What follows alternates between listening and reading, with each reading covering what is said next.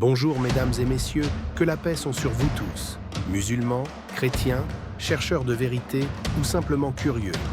Bienvenue sur notre chaîne dédiée au dialogue entre l'islam et le christianisme, un espace d'écoute, de réflexion et de respect mutuel.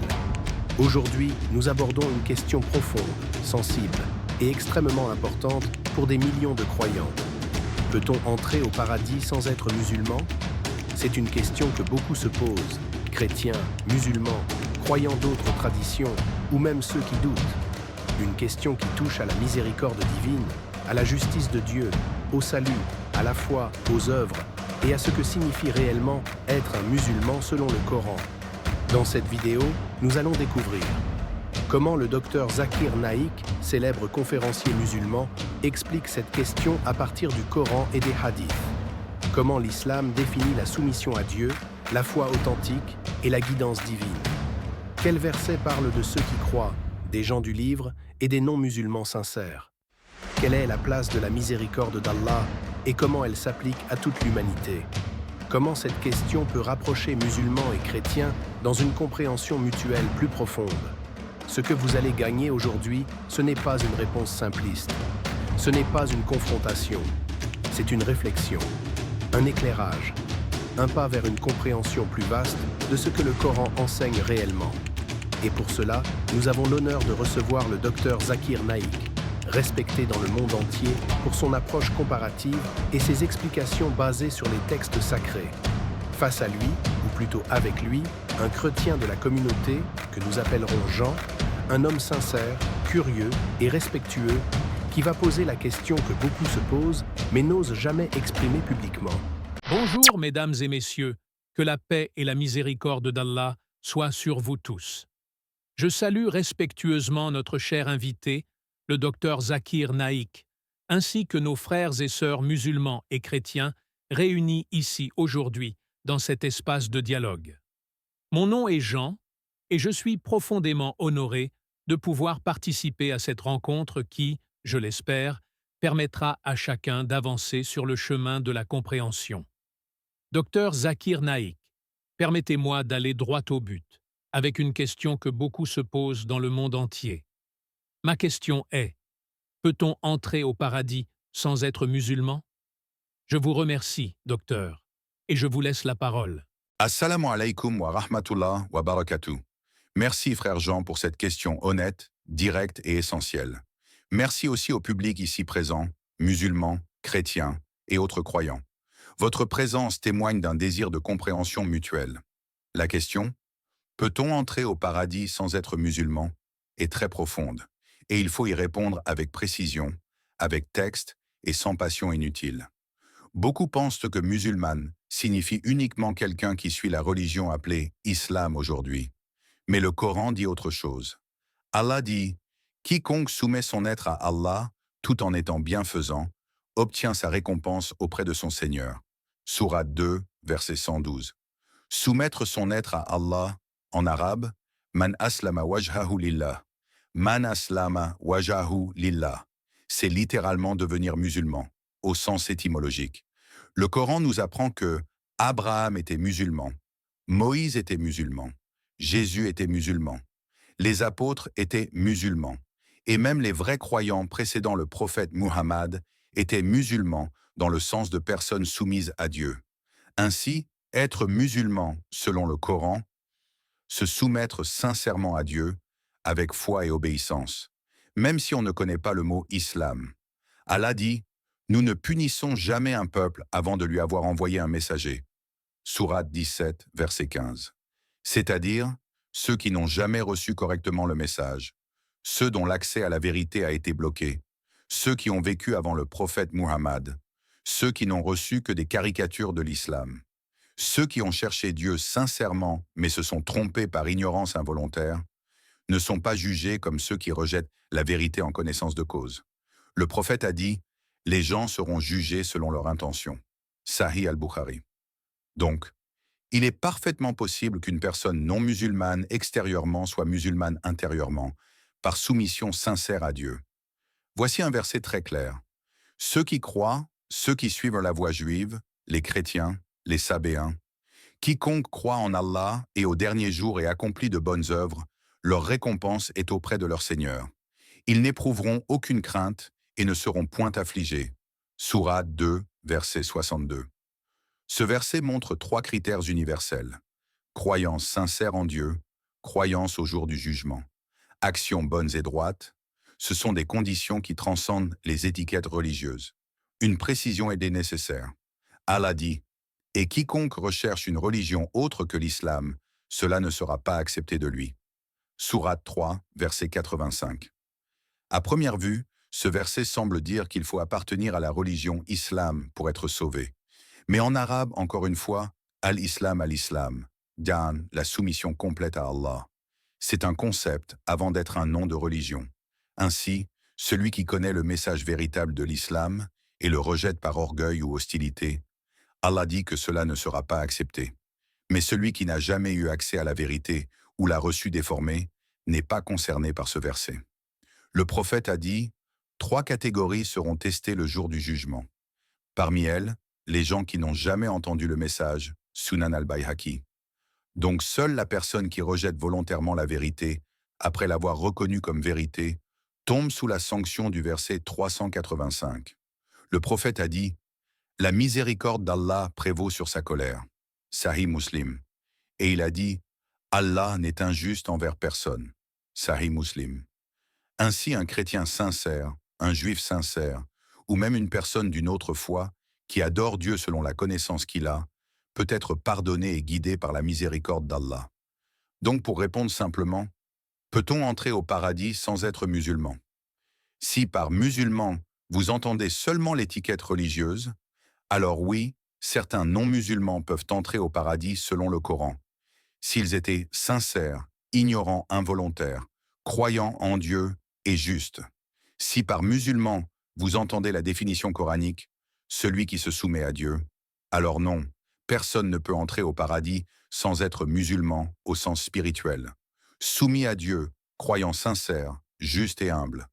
Ainsi, même un chrétien ou un juif sincère peut être, spirituellement, un musulman, c'est-à-dire un soumis à Dieu, même s'il ne porte pas ce nom. Et j'aimerais maintenant approfondir un point essentiel, la compréhension correcte des termes guidance, responsabilité et vérité reconnue, car ce sont eux qui déterminent réellement le destin éternel d'un être humain. Lorsque nous parlons de paradis, de salut ou de miséricorde divine, nous ne parlons pas simplement d'un groupe d'appartenance. Nous parlons d'un chemin intérieur, d'une lumière qui guide le cœur. Le Coran insiste sur le fait que la guidance n'est pas seulement une information reçue, mais un processus qui mélange la connaissance, la sincérité et l'ouverture du cœur.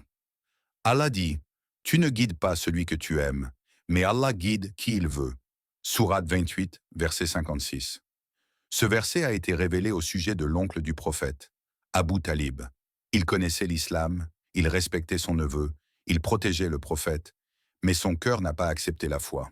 Cela montre que la vérité extérieure ne suffit pas, il faut que le cœur y adhère. Et ce point est crucial pour comprendre la question du paradis pour les non-musulmans. Il y a des gens qui entendent parler de l'islam, mais ce qu'ils entendent n'est pas l'islam. Ils entendent des caricatures, des mensonges, des extrémismes attribués à tort au Coran. Ils voient des crimes commis par des individus sans lien avec les enseignements du prophète. Alors leur rejet n'est pas un rejet de la vérité, mais un rejet de ce qu'ils pensent être la vérité. Le prophète a dit « Allah excusera ma communauté pour l'erreur, l'oubli et ce qu'ils ont fait sous la contrainte. » Sunan ibn Majah. Cela inclut aussi les non-musulmans sincères qui ont été trompés ou qui n'ont jamais eu accès à un message authentique. Permettez-moi d'ajouter un élément que l'on oublie souvent, la responsabilité proportionnelle. Allah dit « Allah n'impose à aucune âme une charge supérieure à sa capacité. » Sourate 2, verset 286.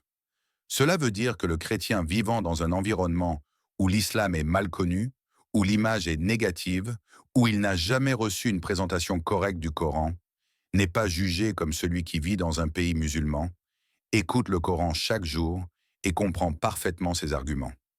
La justice divine tient compte du contexte, de la culture, de l'environnement, de la psychologie, des obstacles, des blessures du passé. La justice divine est parfaite et la miséricorde divine la dépasse encore. Maintenant, J'aimerais attirer votre attention sur un point que beaucoup ignorent, le rôle de la recherche sincère. Dans le Coran, Allah dit « Ceux qui luttent pour notre cause, nous les guiderons certes vers nos voies ». Sourate 29, verset 69. Cela signifie que quiconque cherche Dieu sincèrement, même s'il est chrétien, juif ou d'une autre tradition, reçoit une guidance d'Allah. Et cette guidance peut se manifester de nombreuses manières. Une intuition, une rencontre, une lecture, une réflexion, un événement qui touche le cœur. Certaines personnes trouvent Allah, mais ne passent pas par les mots islam ou musulman. Elles trouvent la soumission, la droiture, l'unicité divine, la moralité. Elles vivent parfois plus musulmanes que certains musulmans de nom. Le prophète a dit « Allah ne regarde ni vos corps, ni vos apparences, mais il regarde vos cœurs et vos actions. » Sahih Muslim. C'est un hadith fondamental, parce qu'il montre que le salut ne dépend pas de l'étiquette, mais de l'état du cœur et de la droiture des actes. Maintenant, passons à un autre aspect, la différence entre l'accès au paradis et le degré dans le paradis. Les savants expliquent que la foi authentique et consciente donne accès au plus haut niveau du paradis. Les gens sincères mais ignorants qui n'ont jamais connu la vérité peuvent être sauvés par la miséricorde d'Allah. Mais ils n'auront pas le même degré que ceux qui ont reconnu la vérité, l'ont aimée et ont œuvré pour elle. C'est comme un examen. Celui qui étudie, connaît tout et répond parfaitement aura la meilleure note. Celui qui n'a pas eu de cours ou qui n'a pas eu les moyens d'apprendre sera testé différemment.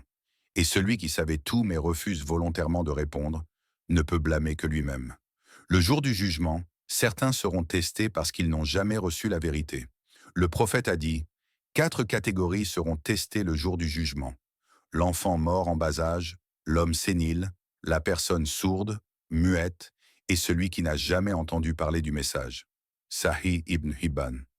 Chacun recevra un test adapté et Allah, qui est parfaitement juste, les jugera en conséquence. Cela signifie que même la personne qui n'a aucune religion, mais qui n'a jamais reçu un message clair, aura une chance équitable. J'aimerais aussi répondre à une idée répandue chez nos amis chrétiens. Certains pensent que l'islam dit « Seuls les musulmans vont au paradis », mais ce n'est pas ce que disent les textes. Ce que les textes disent, c'est que seule la soumission à Dieu, la foi sincère et la droiture mènent au salut. Et c'est exactement ce que Jésus enseignait aussi. Dans l'Évangile selon Matthieu, Jésus dit « Ce ne sont pas ceux qui me disent « Seigneur, Seigneur », qui entreront dans le royaume des cieux, mais celui qui fait la volonté de mon Père qui est dans les cieux. » Matthieu 7, 21. Celui qui fait la volonté de mon Père. En arabe, cela se dit « Al-istislam lillah », la soumission à Dieu, c'est-à-dire à l'islam au sens spirituel. Cela montre que l'enseignement coranique et l'enseignement de Jésus ne s'opposent pas. La guidance ne dépend pas d'une étiquette, mais d'une sincérité envers Dieu. Maintenant, parlons d'une situation fréquente. Le chrétien pratiquant mais qui croit sincèrement au Dieu unique et à la moralité, mais qui n'accepte pas l'islam parce qu'il est persuadé que ce serait trahir Jésus ou sa famille. Est-il condamné? Non, car Allah connaît son intention, son amour pour Dieu, son désir de vérité. Allah connaît ce qui l'empêche d'avancer, la peur, l'éducation, la culture, le conditionnement, la pression sociale. Il y a une différence immense entre celui qui rejette la vérité et celui qui croit la rejeter alors qu'il rejette seulement une image déformée de la vérité. Allah dit « Ton Seigneur ne traite personne injustement » Sourate 18, verset 49. Et cela inclut chaque chrétien, chaque juif, chaque chercheur de Dieu, même s'il se trompe. La question réelle n'est donc pas « Es-tu inscrit dans la bonne religion ?» mais plutôt « Ton cœur est-il sincère envers ton Créateur? Œuvres-tu pour le bien? Cherches-tu la vérité? » Si oui, Allah promet de guider. Si la personne meurt durant ce processus de recherche, la miséricorde d'Allah peut la couvrir.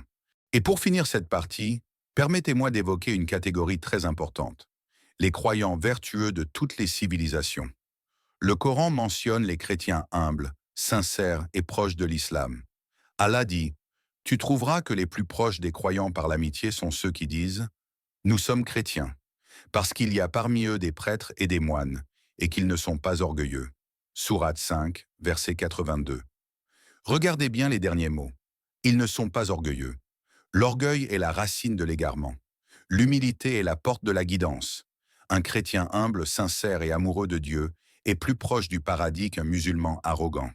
Car l'islam n'est pas un passeport, c'est un état du cœur. Docteur Zakir Naïk, je vous remercie sincèrement d'avoir pris le temps de répondre avec autant de clarté, de respect et de profondeur. Qu'Allah te bénisse, cher professeur Docteur Zakir Naïk. Merci à toi, mon frère, pour ta question, pour ton écoute attentive et pour ton intention sincère. Et merci à vous tous, ici présents ou derrière vos écrans. Si cette discussion vous a apporté de la lumière, si elle a renforcé votre compréhension ou simplement éveillé votre curiosité d'en savoir davantage, je vous invite chaleureusement à vous abonner à Lumière de la Vérité, aimer cette vidéo, la partager autour de vous et participer dans les commentaires pour que nous puissions continuer ce dialogue ensemble. Qu'Allah vous guide, vous éclaire et vous protège.